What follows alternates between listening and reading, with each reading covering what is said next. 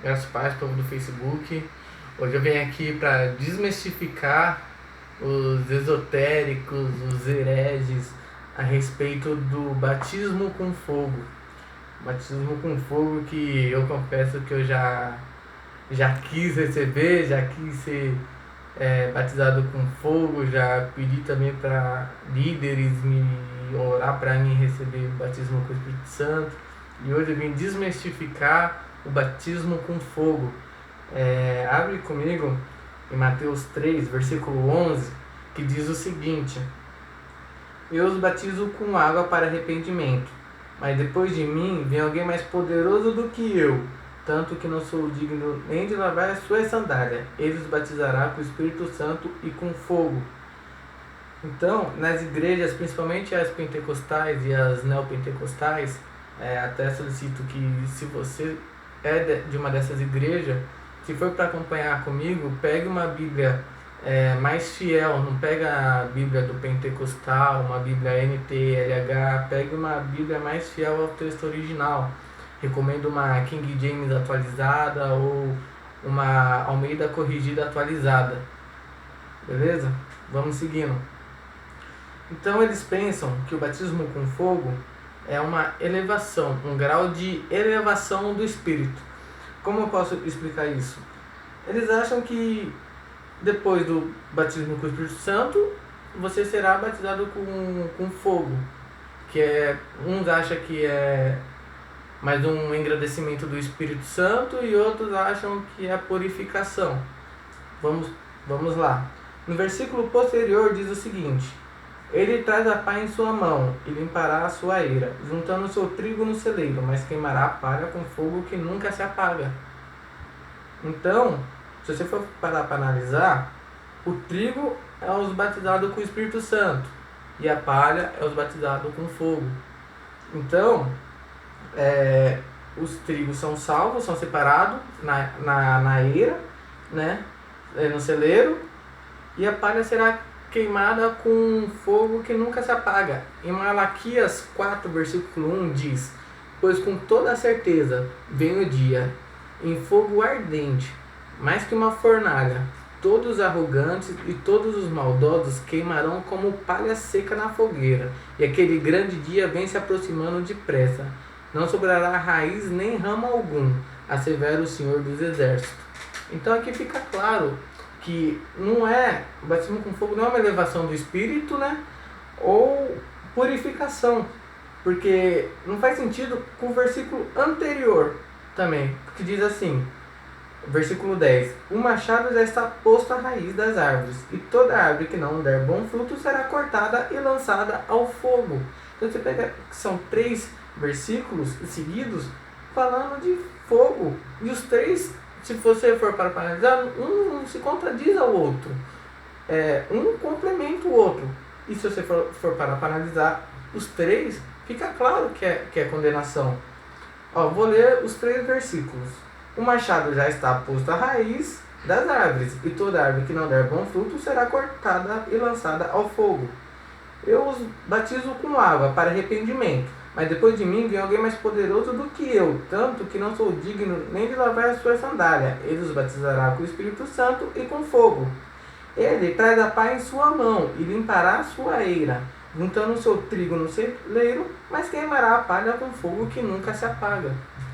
Então, irmãos, a gente que já pediu o batismo com fogo na ignorância, a gente tem que agradecer a Deus por não ouvir as nossas orações, né?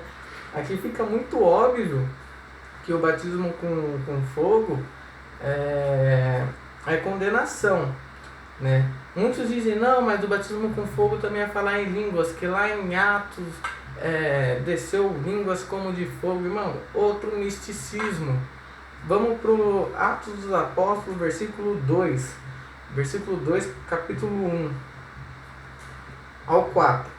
Chegando o dia de Pentecoste, estavam todos reunidos num só lugar. De repente veio do céu um som como de um vento muito forte, e encheu toda a casa na qual estavam assentados. E viram o que parecia línguas de fogo, que se separaram e pousaram sobre cada um deles. Todos ficaram cheios do Espírito Santo e começaram a falar em outras línguas conforme o Espírito Santo capacitava. Então aqui fica óbvio que essa língua estranha não existe. Se você tem uma Bíblia neopentecostal, provavelmente vai estar lá, línguas estranhas.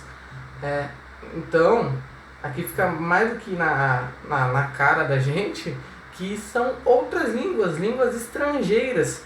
Sabe, irmão? Se a gente for pegar e abrir no versículo 5 em diante, diz: havia em Jerusalém judeus, devotos de Deus, vindo de todas as nações do mundo.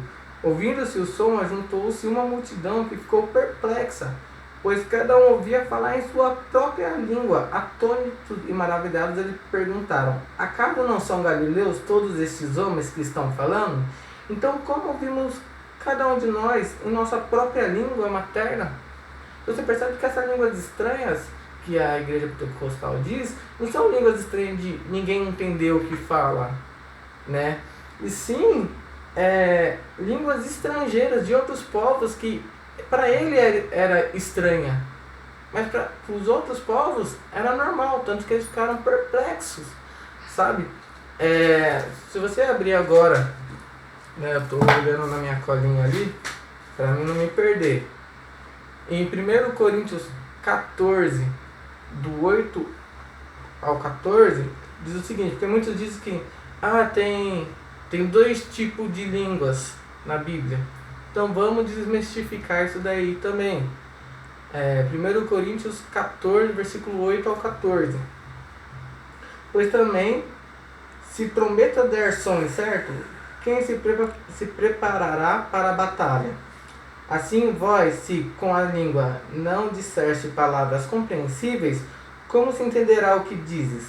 Porque estarei como se falasse ao ar.